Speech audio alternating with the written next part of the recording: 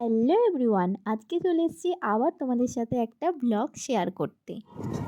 আমরা যাচ্ছি এখন বর্ষাদির বাড়িতে কার্তিক ফেলতে, তারপরে আছে রিউয়ের বার্থডে, ওখান থেকে ওর বাড়িতে যাব। আর এই যে এই মাসি সেজেছে, দেখো কার্তিক ঠাকুর ফেলতে যাচ্ছে, জন্মদিন বাড়ি যাচ্ছে না বিয়ে বাড়ি যাচ্ছে বোঝাই যাচ্ছে না।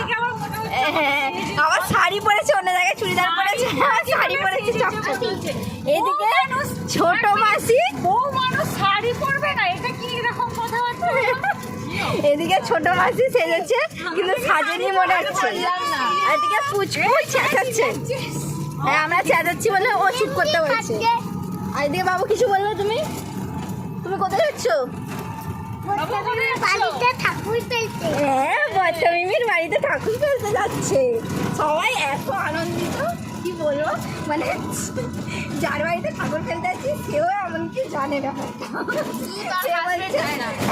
সে বলছে আমার ছেলেকে কিন্তু সুন্দর দেখতে নিয়ে আসবি। আর ওর ছেলে হচ্ছে আমাদের পিছনে আসছে, এখনো ওর চুল লাগানো হচ্ছে, এখনো হয়নি। ফাইনালি আমরা সাতকাণ্ড রামায়ণ করতে করতে চলে এসেছি বর্ষাদির বাড়ির সামনে। আর এদিকে রাহুল আর জামাইবাবু পুচকুকে গাড়ি করে এনেছিল, আর আমরা সবাই চলে এসেছিলাম টোটোতে। এদিকে বর্ষাদিরা কিন্তু এখনও জানে না যে আমরা অলরেডি চলে এসেছি। এবার বাজি ফাটিয়ে ওদেরকে ঘর থেকে বের করে আনতে হবে। ও বাবা, তাড়াতাড়ি এসো, আমি তাড়াতাড়ি গমটা ফটাবি তো। বোম ফাটিয়েছে, ওই জন্যই তো বেরিয়ে আসছে। তাড়াতাড়ি না, খোলো এই যে বাচ্চা বেবি আসো।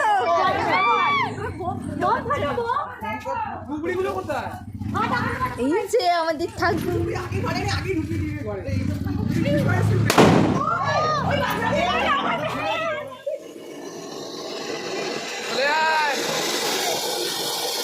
ছেলে ঘরে এসেছে।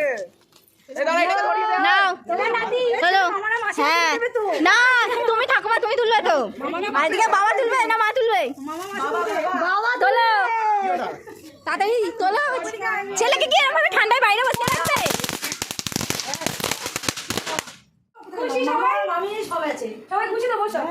ঘরে চলে এসছে ছেলে, ঠিক আছে। এবার নাও এই কাগজটা খোলো। কাগজ। বাড়ির পথে চোখটি মেলো, আমি তোমার ছোট্ট খোকা, দাঁড়িয়ে আছি একলা একা, হাতে আমার মিষ্টির হাড়ি।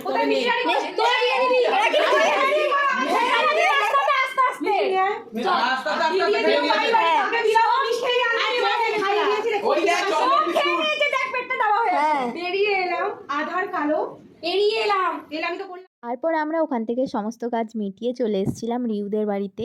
আর এদিকে রিউ তো রেডি হয়নি, রিউ ঠাকুর ফেলতে গিয়েছিল নাইট ড্রেস পরে। বলছে টোটো করে যাবো তো, এটা পরেই চলে যাই, তারপর বাড়ি এসে আমি রেডি হব। আর উনি এদিকে এখন রেডি হতে বসেছেন। সুন্দরী আবার কি রেডি হবে, তাও বলছে পুজোতে এই জামাটা বার করিনি, এখন পরে নিই। একটা জিনিস সব থেকে কষ্টের, সেটা হলো বার্থডের দিন বার্থডে গার্লকেই সমস্ত কিছু সার্ভ করতে হয়। এটা কিন্তু খুব কষ্টের, এটা সবার ক্ষেত্রেই হয়ে থাকে, শুধু এক একজনের বলে না, সবার ক্ষেত্রেই। আর আমাদের বাড়িতে সারাক্ষণ এইসব হই হুল্লোড় মজা লেগেই থাকে।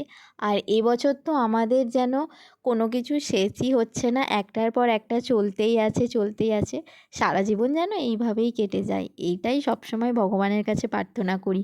এইভাবেই সবাই যেন সাথে পাশে একসাথে সারা জীবন হাসি খুশিভাবে থেকে যায়। বাড়িতে ছেলে যাওয়ার আনন্দে বর্ষাদি আমাদের সবাইকে মিষ্টি খাইয়েছে।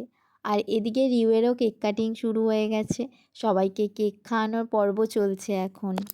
তারপর আমরা বসে পড়লাম খেতে।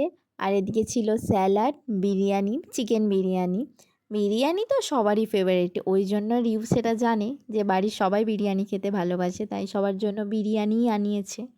খেতে বসেও আমাদের এদিকে হাসি ঠাট্টা মজা চলছিল, কে কত বেশি খাচ্ছে সেই নিয়ে ভিডিও করছিল বর্ষাদি। আমাকে বলছিল কত খাচ্ছিস না, আমি তো খাই না, তোমরা তো জানোই আমি খুব কম খাই।